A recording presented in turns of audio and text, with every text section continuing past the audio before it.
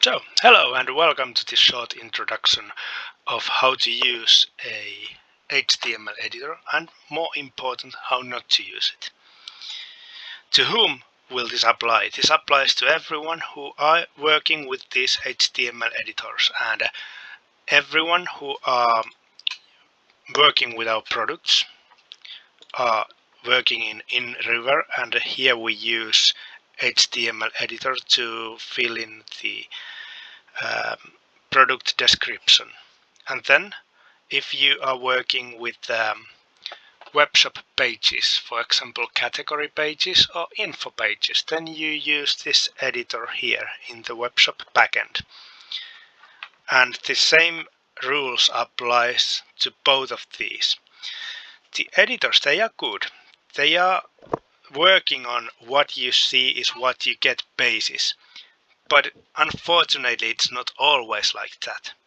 Especially if you are copy-pasting some rich text into the editor.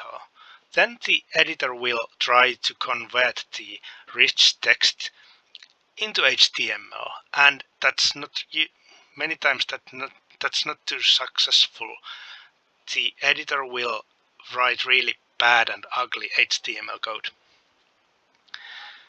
And what's wrong with this HTML code? It will display on the page. It will be properly readable. It may work. But it's not good for the SEO. The search engines won't probably read our pages too good if the structure is not well, if the content is not well structured, and then there may be problems because this ugly HTML usually contains a lot of inline styles. They will increase the loading times, probably not that much that a normal customer will understand anything, but Google will detect that we have a lot of excess inline styles and it affects to our loading times. Also, there may be some special characters that are coming with the rich text. Let's say some excess white spaces or another invisible characters, and they are not good to have there. Also, there sometimes may be some characters that are out of the character set, and then it will crash the web shop. They cannot be displayed, maybe. Also, on some devices, the inline styles are not good because they are always overwriting the base styles of the web shop. And if you use, for example, on the mobile device, some of the text may not be visible or may be too small to be read on the page if it has inline styling. We have the base styles so that every time the text should be readable if it follows the base style.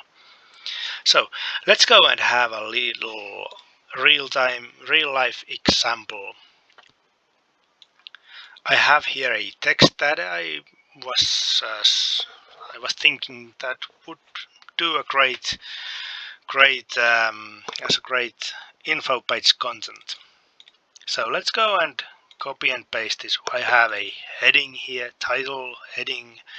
I have some paragraph, I have subheading, I have links and some other formatted text. Let's go on and copy this and paste it here in the editor.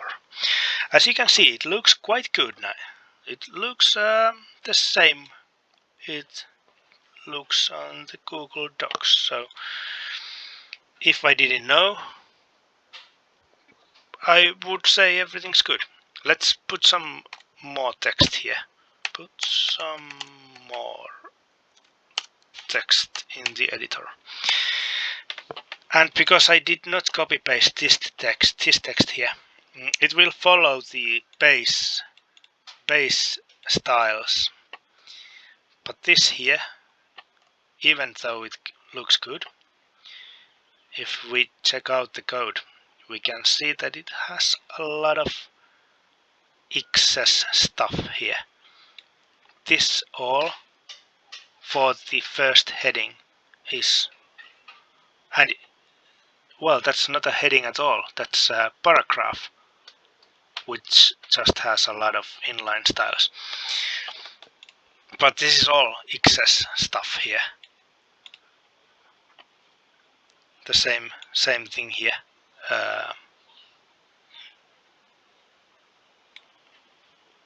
All of this added for every element, every paragraph, for every heading, the same, this kind of stuff, this much excess stuff.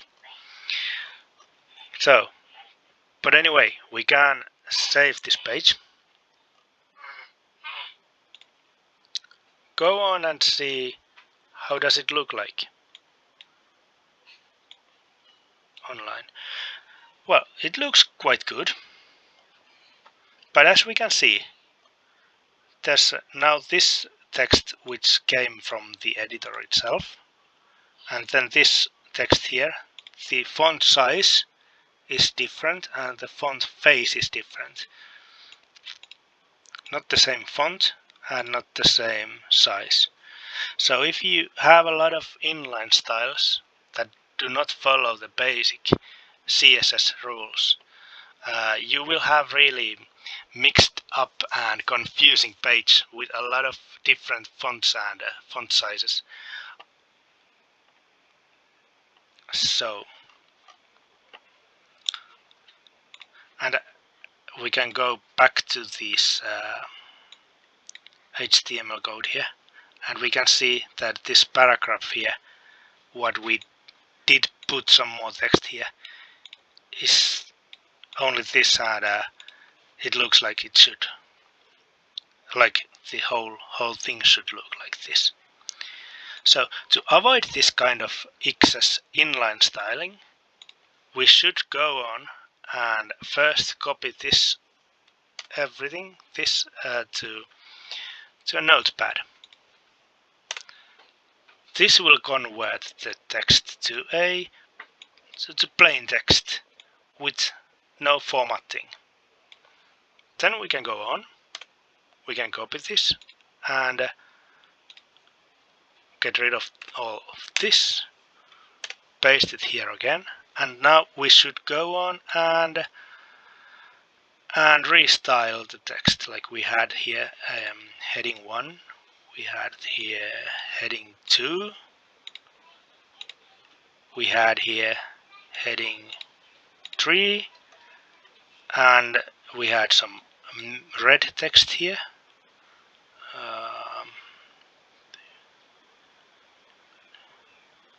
Oh, we don't have oh,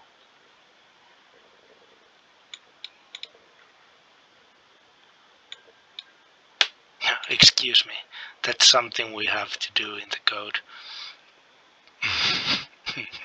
Let's make it red. Yeah. So you don't need to know how to code.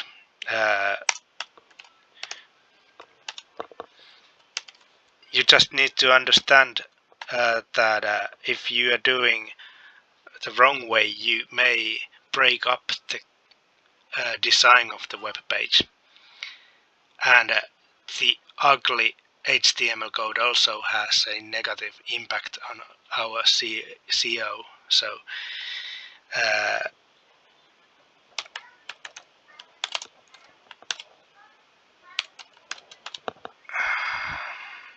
so that's what you need to understand. And that's why this is important. Like now I have this red.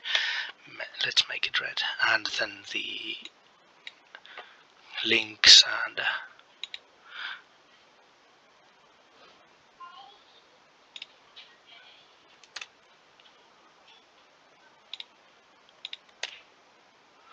it's good practice to always open the links in a new window if they are going outside of the shop.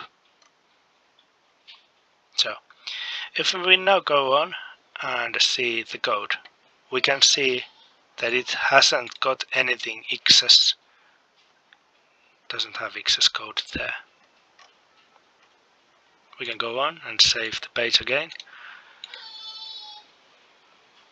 It looks pretty much the same, but now it has a good structure. It has heading 1, heading 2, heading 3. It's more easier to the search engine to read the page and understand what's happening here. And then now it always follows the base CSS rules. All the font faces and sizes and things are coming from the base CSS. I have a lot of information about HTML and CSS on this Confluence page, where you can read more. And as said before, you don't need to know how to code. You just need to understand what you should do and what you should not do with these editors, because these editors, they can write really ugly and bad HTML code, and we need to avoid that to keep our SEO rankings good. So thank you.